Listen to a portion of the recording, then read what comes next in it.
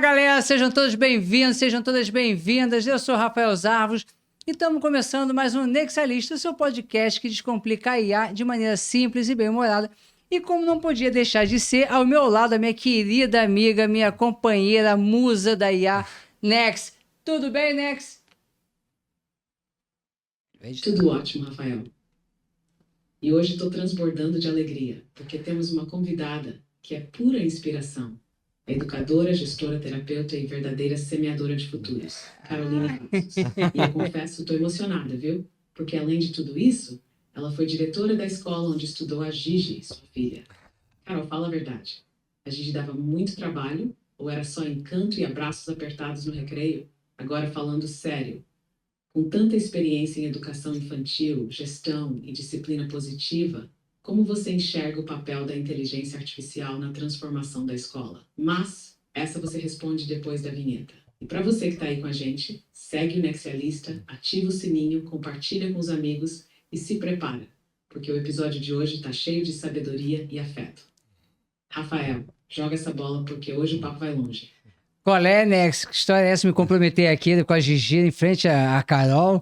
Não. Mas, galera, então a gente já volta já depois da vinheta.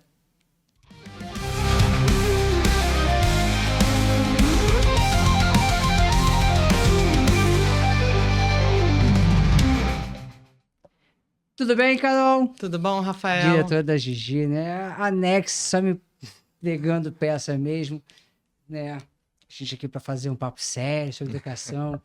Nex, depois a gente conversa. Mas já como a minha querida Nex, amiga de bancada, já foi se antecipando, hoje eu vou conversar com a Caroline Passo, ou Carol. Carol. Carol. Caroline é muito séria. Caroline é muito séria, Caroline é formal, Caroline é só para dia de reunião de pais, né? Quando está se apresentando, primeiro dia da creche, Bem Viver, coraçãozinho, né? Carol tem formação como professor de educação física, MBA em gestão empresarial pela Fundação Getúlio Vargas, MBA em gestão de negócio, inteligência competitiva, SPN, pós-graduado em educação infantil e desenvolvimento da administração escolar, orientação e supervisão educacional e educação inclusiva. Há 20 anos na área de educação infantil, 27 anos de creche Bem Viver, comemorada agora, recentemente, com a pipoca do tio Edson. Sucesso. Gigi não come pipoca em Botafogo, me faz atravessar o túnel quando não come. E tapioca do tio Everaldo. Atualmente atua como diretor da creche Bem Viver, também é terapeuta familiar, educadora certificada em disciplina positiva para educação infantil, educadora parental certificada em disciplina positiva e quem sabe agora educadora IA. Não é, Carol? Porque hoje o bate-papo aqui é justamente sobre educação e inteligência artificial. Como é que você está vendo essa transformação e já se antecipando a pergunta que a Nex fez, né? Como é que você enxerga essa transformação, esse momento que a gente está vivendo na parte da educação? Rafael, é uma grande janela de oportunidade, né? Porque a IA já é uma realidade. E nas escolas também, na educação também, né? Então, eu entendo uma janela de oportunidade para uma transformação no processo de ensino e aprendizagem, realmente, né? Então, o grande cuidado desse momento são nos aspectos éticos e na regulamentação disso em sala de aula, né? Mas, com certeza, acelera muitos processos de ensino e aprendizagem, principalmente os técnicos, mas é um momento de muito desafio também. É bem desafiador, porque eu acho que o professor, que é o agente responsável por transmitir o conteúdo, ele já não é mais responsável por isso, né? Porque a IA consegue apresentar esses conteúdos de uma maneira rápida, faz uma revisão bibliográfica rápida. A gente tem hoje os números de produção de artigos acadêmicos quintuplicou, 5 vezes mais artigos, porque você consegue fazer uma revisão da literatura de uma forma muito mais breve, né? E eu vejo uma necessidade de uma atualização profissional, porque, de fato, a gente precisa aprender a lidar com essa nova tecnologia. Estamos aprendendo, né? Mas eu só vejo repito, né, bem regulamentada, considerando os princípios éticos. Eu só vejo como uma oportunidade de crescimento. Para quem não sabe, a Unesco já tem uma cartilha sobre uso ético da inteligência artificial e, recentemente, ela fez também a cartilha do uso da inteligência artificial na educação.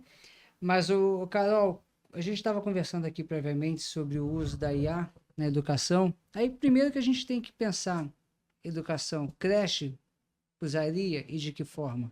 É Sim. viável? Quer dizer, não do ponto de vista econômico, mas, ou melhor, faz sentido para uma creche usar, né? Escola.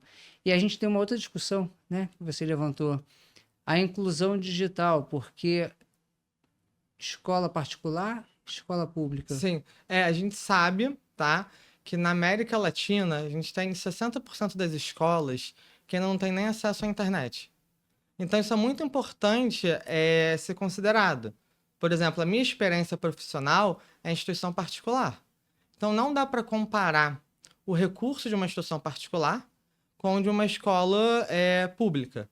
Então, quando a gente pensa, as oportunidades não são iguais, né? Por mais que seja difundido, os alunos da rede pública, eles não têm mesmo acesso tecnológico que os alunos da rede particular, classe média alta e classe alta têm. Existe um gap muito grande. Então, quando a gente pensa em qualquer ferramenta de educação, de ensino, a gente tem que pensar no contexto socioeconômico, cultural que está inserido. Então, vamos falar de quê? Inteligência artificial no contexto socioeconômico para escolas particulares, nós temos uma realidade. Se a gente for considerar escolas públicas, temos outra realidade.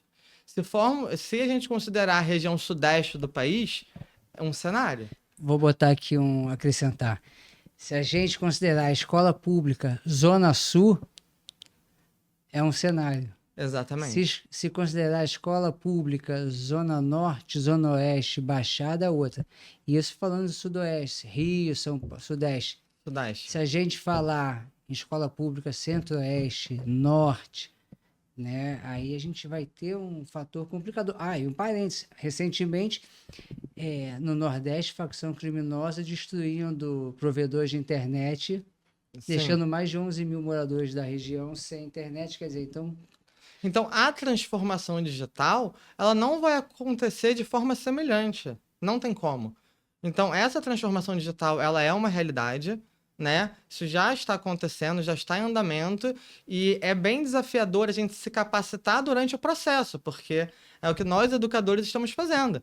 A gente está aprendendo conforme as coisas estão acontecendo. Sim. Então, eu acho muito importante, porque senão a gente cria uma ideia utópica de IA na educação que não vai atender boa parte. Repito, 60% das escolas da América Latina ainda sem internet.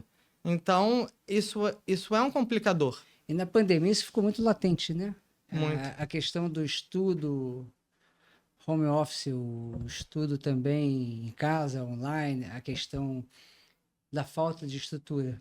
E aí a gente entra na questão, como você colocou, inclusiva, né? Como é que a gente pode fazer? Uma coisa que eu penso quando a gente fala em IA, não sei se você concorda, eu acho que é uma maneira, aí tirando de lado por um minuto essa questão da desigualdade, mas pensando só no potencial dela. Quando a gente fala de escolas inclusivas, né? Aquelas escolas positivistas, aquelas escolas que chamam mais e todos são tratados de maneira igual. Aí a pergunta é, será que agora a IA não consegue realmente fazer uma escola inclusiva de maneira que dentro de uma sala de aula ela consiga aquela matéria individualizar? Porque você tem, alunos com características, vamos pegar a própria Gigi. Sim. Né? Então você tem o 2+2 é 4, mas pode ser que o 2+2 com banana para esse aluno seja fácil, mas se eu puser a maçã, essa entende. Então, isso que pelo menos uma coisa que eu penso, que eu tenho lido, Será que não teria como individualizar, naquele momento, fazer um plano de aula? Isso Com certeza. jogando Para aqui. fazer o plano de ensino individualizado para crianças de inclusão, para os dois lados, para criança com uma deficiência intelectual e para criança superdotada. Porque a IA, ela não tem limite. Você consegue o que você quer, você vai refinando e vai melhorando isso, né? Então, eu entendo que o que faz uma escola são as pessoas. A IA é um recurso que com certeza vai melhorar muito. Porém, ainda vai precisar dos seres humanos para humanizar a plataforma, os recursos, Sim. entende? Então, por exemplo, eu posso ter diversos recursos de IA, mas se eu não tiver gestores, educadores que entendam e vejam as infinitas possibilidades para aplicar isso em sala, não vai ter, não tem sentido você manter na escola, entende? A IA seria suporte com revisão humana, é o que a gente sempre frisa. Sim, né, é a fundamental, responsabilidade. fundamental. Mas aí a gente entra numa outra janela que é muito importante, a capacitação desse profissional que está na escola. Porque uma coisa é você usar IA na sua vida pessoal. Eu entendo que existe. Eu preciso montar uma aula. Muitos professores já montam aulas com base na IA. Apresentações. A gente fez uma aqui agora antes de começar em 30 segundos. Em 30 Isso segundos. Então, foi o que eu até falei. Uau! O tempo que o professor demorava organizando uma progressão pedagógica e montando slide. Hoje em dia isso já não existe. Não, você tem essa tecnologia, por exemplo, o Gama, eu adoro o Gama, né? Que é uma ferramenta de apresentação de qualquer coisa. É aquela história, a gente está conversando, se surgir um tema agora, a gente pode fazer em segundos uma pesquisa e já apresenta. Se você é pego de surpresa, isso na escola é fantástico. É fantástico, mas aí o professor que está na ponta, ele vai ter que entender que o papel dele em sala de aula modifica um pouco, né? Porque se a gente pegar a história da educação, o adulto, o professor, ele sempre foi o detentor do saber. Ele era aquela pessoa de autoridade que ele tinha o conhecimento, ele passava aquilo para o aluno. Hoje em dia, o professor, ele tem a experiência, né? Porque o conhecimento você acessa. O professor é um curador das informações. Exatamente. E, na verdade, ele tem que, no meu ponto de vista, né, estimular o aluno a viajar naquele conhecimento, naquele conteúdo, linkando com a vida prática. Concordo. A gente tem duas questões, aí eu vou levantar para você, vamos ver. A primeira questão, recentemente, porque a gente está falando do professor tradicional que, com o advento da internet e o Google, passa a rever o seu papel. Sim, né? sim. O Google já foi um grande... Já foi um grande. Já foi um grande baque. E Gente, você lembra da página amarela? Você pesquisava, Bem, eu não né? lembro da página amarela. Não era da sua época, né? Não era da minha época. Não, assim, eu ouço falar, entendeu? Que assim, hoje no dia 20 e tal, de 1000 alguma coisa assim, né? Classificados. Página amarela. Hoje apareceu, alguém me mandou, Shakira, em 2000 alguma coisa, uma fã foi tirar foto com ela, segurando, ela é uma japonesa, segurando o celular, e Shakira, com todo o dinheiro, abismada com a tecnologia, esse celular tem câmera, e tirou foto, e ela faz algum comentário do tipo, imagina se todo paparazzi tivesse isso.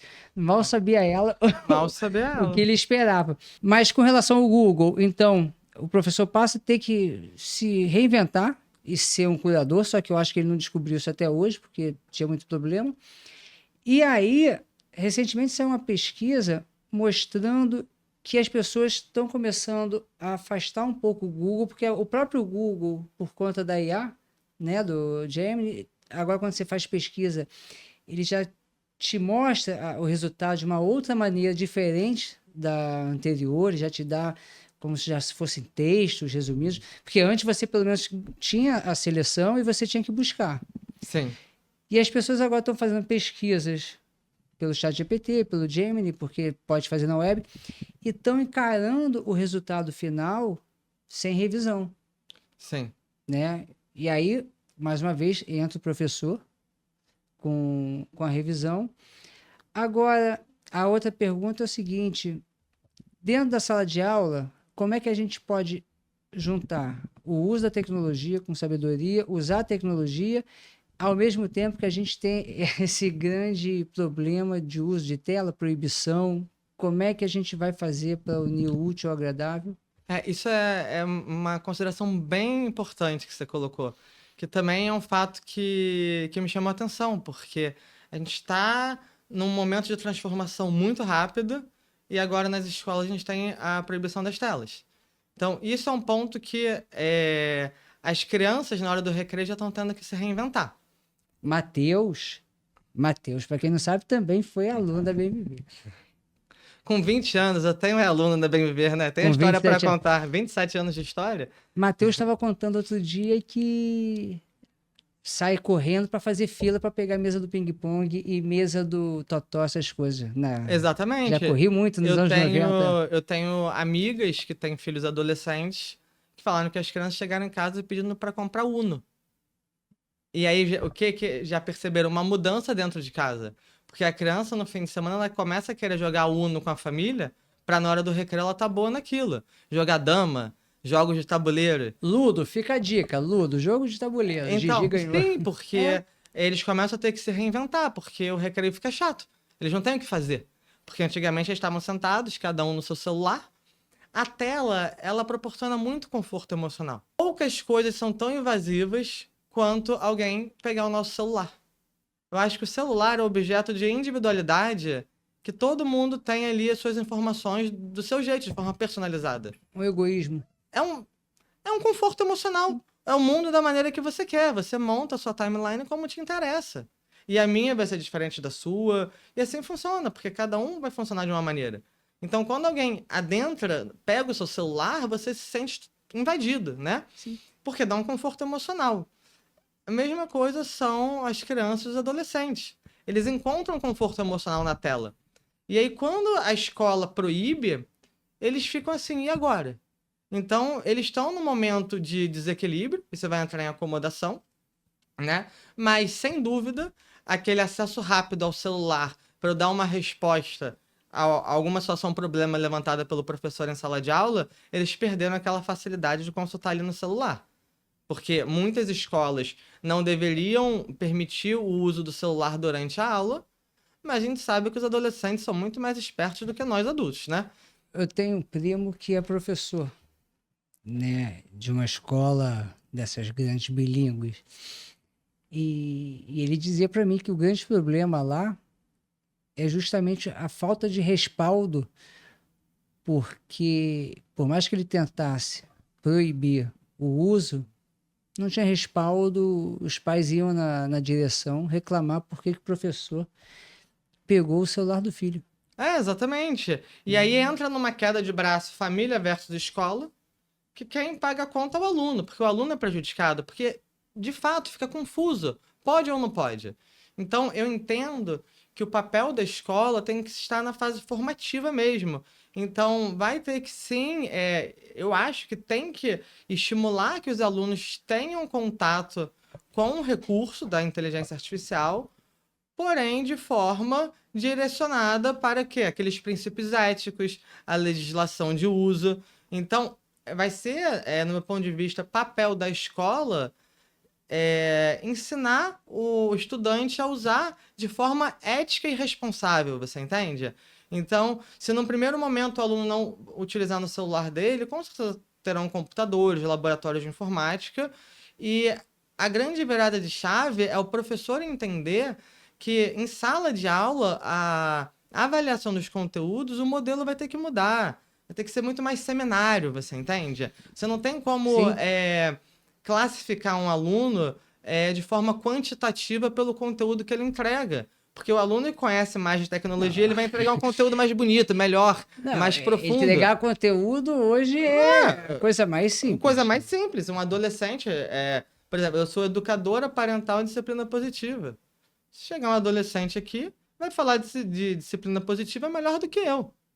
Mas qual é o meu diferencial? Eu tenho quantos anos na área de educação? Então você pode trazer o conceito que for, mas ninguém tira essa vivência prática. Ele não vai falar mais bonito que você. Ele vai apresentar um trabalho, um texto, mas se você pedir para falar, agora me fala do que você escreveu. Mas por isso, Não sabe. não sabe, mas por isso que eu estou colocando. Se o professor não entender que o modelo de aula tem que mudar, são seminários. Será que agora a gente finalmente vai ter uma mudança na forma como é a educação? Porque se a gente pega a educação, o modelo professor, alunos, carteiras, né? 200 anos medieval, enfim, não muda. Não muda. A estrutura A da estrutura- sala de aula, a estrutura professor referência, quer dizer, o professor como referência não vai Não, mudar, mas ele algumas passa a ser escolas, curador. o professor no tablado, ele estando ainda mais alto, acima da turma, né? Aquele ser intocável. Ele tem todo o poder, ele tem todo o conhecimento. Acabou.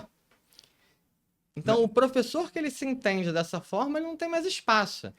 Você acha que numa creche faz sentido nos últimos anos Com uma certeza. vivência? Com certeza. Por exemplo, você tem questões de contação de história, você tem questão de música, vários recursos digitais você pode trazer como apoio para a própria professora de sala de aula. Inclusive, se você pega o sistema de ensino de muitas escolas, não só de educação infantil, como ensino fundamental, ensino médio, você tem QR Codes nos próprios materiais didáticos que te levam a páginas para você aprofundar naquele conhecimento. Então, por exemplo, você tem conteúdos que você vai trabalhar dentro da questão histórica, você vai Sim. trabalhar os índios na primeira infância. Não faz sentido algum o conceito de índio para uma criança da região sudeste de 5 anos. Ele nunca viu índio, ele não tem noção. E se você entende que a IA pode trazer uma apresentação com vídeos, com imagens, você consegue enriquecer a sua aula para esse conteúdo se tornar interessante para as crianças, entende? Sim. Se torna mais tangível, você consegue concretizar muitos conteúdos que você precisa passar para a criança. Não, você tem essa parte para interagir. Inclusive, outro dia saiu uma reportagem que os alunos estão usando jogos para educação, ou estão usando livros, transformando em jogos, né? Mas aí tinha uma crítica porque a coisa... No passado, isso já antes da IA como a gente conhece, eu me lembro que certa vez eu li que esses joguinhos que estavam sendo construídos, videogames já para adolescentes, estavam vindo com conteúdo histórico, que era uma forma que eles estavam tentando ver se encaixava da pessoa jogar, mas ter um aprendizado. Quando você fala a questão do o menino do Sudeste não sabe, quer dizer, não sabe o que é o índio não, mas assim, para ele é uma coisa muito longe. É muito abstrato. ele É nunca abstrato. viu. É a questão, por exemplo, quando a gente falava de compostagem, que eu ia lá na creche e que depois eu fazia o trabalho voluntariado lá na comunidade, alguma coisa. Não dava para eu falar lá na comunidade, fui também na Maré, sobre mudança climática. Falar que você tem que compostar, que vai ter um impacto. Não faz sentido. A calota polar está derretendo. Então, ali eu tinha que pegar elementos de saneamento básico. Sim, repito. Você vai adaptar. Qualquer conteúdo educacional, ele tem que estar dentro do contexto socioeconômico, cultural que a pessoa está inserida. Entende? Mas a gente não vê isso na prática, né? Isso é... Não, é porque se a gente olhar o todo, a gente não vê. Mas existem muitas pessoas que entendem isso e trabalham bem. Por isso aí porque dentro da sala de aula ela vai... Porque a gente tem um livro didático, Sim. que é produzido para... A IA vai permitir, então, dentro do livro didático, você adaptar... Com certeza, você vai naquele mesmo aprofundar. Por isso que eu comecei o programa falando. É uma grande janela de oportunidade. Oportunidade mesmo de uma educação que motive. Porque qual é a nossa realidade hoje? É muito difícil um professor estimular um aluno, um adolescente a estudar. Porque dentro da realidade, dentro do mundo deles, eles não precisam de nível superior para obter sucesso profissional. Entende? Sim. Eles têm diversas profissões que não existem ainda. Não tem uma graduação Não. e as pessoas ganham dinheiro. A gente tem aí facilmente um influencer. Não existe uma formação para ser influencer. E alguns simplesmente entram na internet, começam a gravar vídeo E os caras bombam de uma tal forma que eles têm mais dinheiro que os pais. E eles nem chegaram na época do Enem. Então, como é que você vai convencer esse cara que ele precisa... Porque o que acontece? O caminho conhecido, por isso que a rotina é tão importante, né? O caminho conhecido, ele dá um conforto emocional. Sim. Então, qual é o nosso caminho conhecido? A gente estudou, a gente fez faculdade, a gente arrumou o nosso emprego, tivemos a nossa casa própria. A nossa segurança, o nosso sucesso era ter um carro e ter um teto. Então, você era bem sucedido na vida quando você alcançasse isso. Essas gerações não querem o teto, eles querem o mundo. Então, eles não precisam mobilizar patrimônio comprando a casa própria. Entende? Porque eles são digitais. Então, eles podem estar em qualquer lugar do mundo. Então, eles podem acumular um recurso, pegar uma mochila nas costas e fazer uma Eurotrip com 20 anos. Na nossa época, isso não era possível. Entende? Então, como é que a gente vai fidelizar esses alunos nas escolas de uma maneira interessados? Sim. A IA é uma realidade, então a gente tem que usar. Então, a gente tem que entrar no universo do aluno, no mundo do aluno. E isso é uma realidade para eles, mas é uma novidade para nós. Então, a gente precisa conversar, a gente precisa dialogar, a gente precisa entender, se capacitar e entender que, assim, não dá para voltar atrás e não dá para frear, sabe? Você que conversa com outras escolas, o que elas falam? Qual é a visão delas? Porque, assim, pelo menos eu não tenho visto aqui ainda. E aí vou tomar como base também a escola atual da Gigi, outras escolas, eu converso com as amiguinhas, sei que, os pais. Não vejo ninguém no movimento de repensar. É sempre a IA, uma coisa meio, não é demoníaca, mas uma coisa assim, de lado, vamos ver. E ao mesmo tempo eu tenho visto, tenho lido escolas lá fora que estão fazendo case, né? Sim. Quer dizer, se vai dar certo ou não, mas que estão pegando, obviamente, uma turma, você vai mudar todo um conceito para tentar adaptar. Eu não tô. Os outros diretores, o que o pessoal está pensando nisso? É medo? É falta de conhecimento? Eu concordo com você. Eu acho que a transformação está muito lenta. Mas eu acho que é uma questão social e cultural. O Brasil, nesses aspectos, principalmente educacionais, é um país muito conservador. A gente vê pelo próprio sistema de ensino brasileiro. Você vê o próprio programa do ensino médio, qual o pré-requisito que atende para a pessoa ir para a graduação? Então, assim, não faz sentido algum. A área que você vai estudar em exatas, humanas, não importa. O currículo, ele é o mesmo para todos.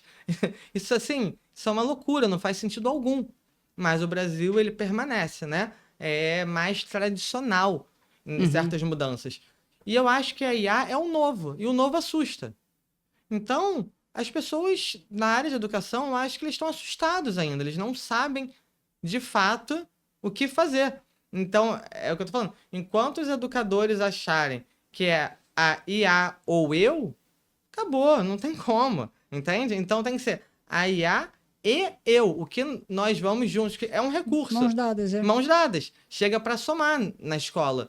Só que, de fato, eu acho que o próprio adulto ainda não sabe utilizar, entende? E poucos se arriscam a trazer isso para a escola, porque é o novo e o novo assusta muito. Então, eu acho que a gente tá no momento de transformação, mas eu acho que se a gente pensa em 2 a 3 anos, um médio prazo, é muito tempo para a tecnologia, mas Muito, 2, 3 anos, muito isso. tempo para a tecnologia, mas para escolas, se a gente pensar, você vê o trabalho de um segmento quando você forma um ciclo, né? Então, ensino médio você tem 3 anos, primeiro, segundo e terceiro ano no médio. Então, você só entende um ciclo depois de 3 anos. Fundamental são 9 anos. Então, na verdade, você vai ter que começar a implementar a IA num segmento e você vai ver o resultado disso depois de um ciclo completo. Entende? E aí, uma hora tem que começar. Só que as pessoas têm medo. Então, é o que eu falo. O início disso tudo, eu acho que é primeiro uma sensibilização, como você faz nesse programa, para falar sobre esse assunto, sobre a IA em várias áreas, porque você vê como impacta em todas as áreas, a IA está impactando, né? E, justamente, trazer isso para a escola como existe. Como é que a gente vai fazer? A gente tem que ir meio que espetando ali para ter alguma mudança. Porque senão a pessoa vai ficar na zona de desconforto, né? E aí o que acontece? Os adolescentes usam a IA para bobagens, para fake news. E aí é Sim. tudo que o adulto quer para falar, não pode. Aí aquilo que eu não controlo eu proíbo. Só que é uma realidade, entende? Então é um momento delicado, né? Não, as pessoas usam o ChatGPT para texto, quer dizer, é muito mais. É muito mais. Ele potencializa. O fato é que ele potencializa e aí vai cair no caminho da discussão se ele cria, copia. Eu costumo dizer, Chacrinha já dizia, né? Nada se cria, tudo se copia. Eu, particularmente, tenho um pensamento que o que ele faz é algo que a gente faz também. Quando a gente está conversando aqui, a gente está montando frases com base no nosso conhecimento anterior, pretérito, para chegar a esse raciocínio. O que a IA faz nada mais é do que juntar todos os bilhões de parâmetros que eles foram treinados e montar. Aquela questão é lógica, que às vezes ele pega um viés aí de um artista ou outro, então ele monta, aí tudo bem, mas ele vem justamente para potencializar. Agora, a questão que eu vejo também é o seguinte, todo mundo tem medo, mas eu não vejo, me corrija aí, seminário de educação, seminário escolar para tratar IA na educação, eu não tenho visto, eu tenho visto muito programa de IA no marketing, IA na saúde, assim, cursos de formação e tudo mais, mas é uma coisa que eu tenho sentido carência. A gente já tinha até conversado hoje mais cedo, né? Temos carência. Ano passado, em São Paulo, eu tive num congresso que falava sobre IA e educação, mas era mais voltado para os gestores. Porque é isso que eu estou te falando, uma mudança muito lenta. Eles estão mudar os gestores. Estão sensibilizando os gestores primeiro. Só que, na verdade, o coração da escola é o professor. O gestor ele pode querer ter vontade de fazer o que ele quiser. Mas se o professor não comprar a ideia, de fato, você não vê mudança em sala de aula, entende? Mas não tem que partir primeiro de uma filosofia da empresa? Aí, no caso, a empresa, a Tem que escola, partir de se a diretoria não entende aquilo como necessário? Não, o diretor, o gestor, ele tem que entender e comprar essa ideia. Mas o desafio é capacitar os professores. Entendeu? De chegar para o professor e falar assim, olha só, você está em sala de aula há quantos anos? Ah, você tem 30 anos. Esquece. Tudo que você fez, esquece. Porque agora a gente vai fazer diferente. Na verdade, quando eu vejo a IA funcionando, parece aqueles filmes que a gente via no cinema quando a gente era adolescente, né? Que a gente falava assim, uau, isso nunca vai acontecer. Você imagina, quando a gente vê o funcionamento da Alexa, a gente ficava assim, fecha as cortinas, todos esses processos de automação, a gente via isso. Das coisas, Pô, a gente botar 25 anos atrás, quando a gente via isso no cinema, 20, 30 anos atrás, era muito intangível, era um sonho, era de fato cinematográfico. Só que aconteceu. Então as pessoas estão assim, gente, e agora? Pra onde o mundo vai? É porque deu um salto. Se a gente pega do século XX, 1900, vou pegar com base 76, quando eu nascia. Tinha televisão, mas a televisão era algo ainda recente na história. Telefone e o rádio. Aí vamos pegar de tecnologia. Se eu estiver esquecendo alguma coisa. Tinha televisão de tubo, muito televisão pesada. Televisão de tubo. Bombril para pegar era as antenas, as antenas. Era uma televisão precária. Mas você tinha... Depois veio a TV a cabo. Calma, TV a cabo veio...